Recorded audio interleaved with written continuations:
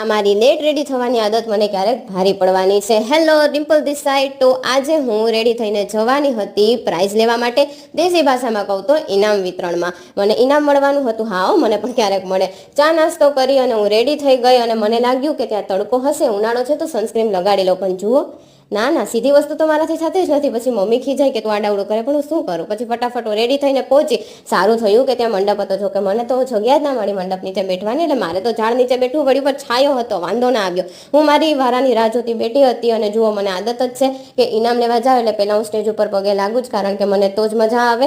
કારણ કે મારા માટે ખૂબ જ સન્માનની જગ્યા છે. અને ઉનાળામાં મગજ જે મારા જેવાનો ગરમ હોય એને શાંત કરવા આઈસ્ક્રીમ પણ તેઓએ ખવડાવ્યું હતું.